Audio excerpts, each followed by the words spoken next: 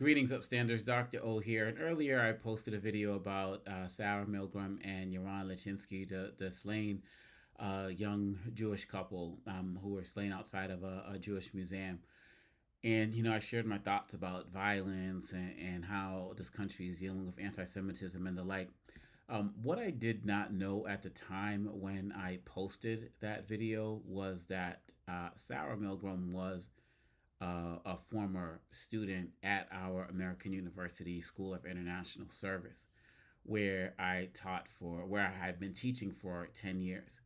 I have been teaching in the undergraduate program, and she was a master's student. And as frustrated and sad and angry as I was about hearing the news about these two people who were murdered senselessly, just out of just basic common humanity, it definitely hit me at a deeper level, knowing that that Sarah was an SIS student. And the reason why is because, look, everybody who's at the School of International Service at American University, it's not that we all think the exact same thing about every single thing, but we come into that school with the idea of one thing I loved about American University is this School of International Service of this idea of not waging war but waging peace, right? And every student who comes in the School of International Service, even though they may come from diverse opinions on things, they're entering that program with the idea of how to become a bridge builder, of how to become better at this idea of diplomacy, whether they go into the foreign service or whether they go into the classroom or whether they go into a nonprofit. And for those who don't really know, Sarah and the program, it's really important that people know that, because the fact that she was killed in what is looking to be an act of anti-Semitism, but she and her partner were at an event, an interfaith event, which was focused on looking at how to get humanitarian aid into Gaza, right? Because people who know her from her hometown, talked to her, and her university always talked about her as being a bridge builder. I'm reading from the dean of the School of International Service, Shannon Hayter here, who wrote here that Sarah's work and scholarship were committed both to peace in the Middle East as well as the necessity of addressing intertwined political, historical, and environmental harms. And I'm gonna read this one part because it's important that her voice speak from beyond right now.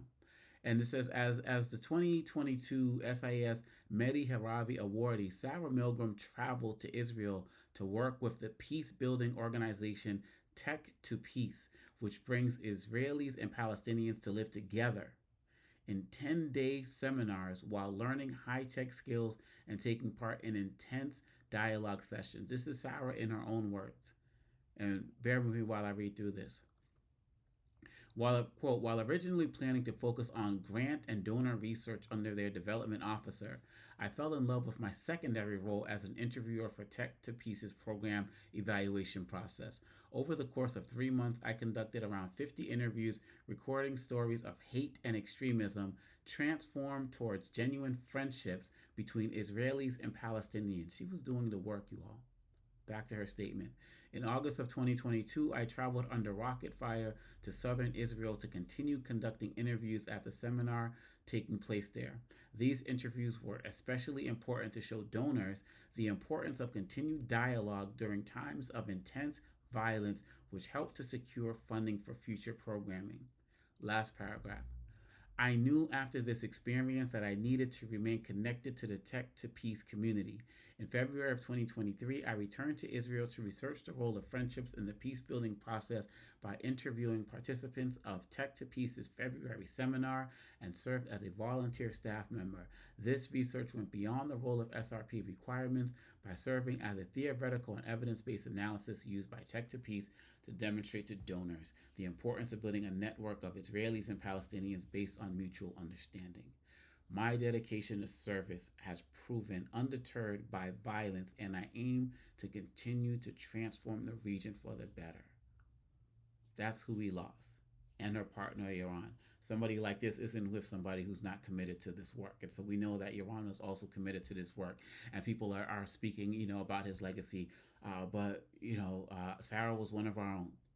Sarah was one of our own at American University. And so It's tragic on every level.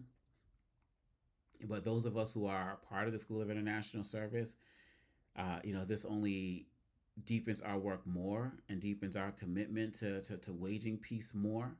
We lost a soldier for humanity. And it's not just a tragedy for the American university community. It's not just a tragedy for the Jewish community. It's a tragedy for the world. This is a young person. This is a young couple who were committed to waging peace, and as it appears, targeted because of their religion and because people looked at these two individuals as somebody who was supporting the campaign of war and what's happening in Gaza. And this is what I mean when I say violence, it begets violence, and that all violence is senseless. And we end up taking out people who represent the best of what it is that we actually want. The man who murdered them was chanting "Free Palestine, Free Palestine." It sounded like this is something that Sarah Milgrim wanted as well, and was working towards that. And now that voice is gone. Her family says that she was a bridge builder, and our task is to continue to carry on the work to be that bridge builder. And that work definitely is going to continue. But it's very important that we take the time out to honor our soldiers for humanity, our soldiers out there waging peace. And Sarah and Yaron represented that.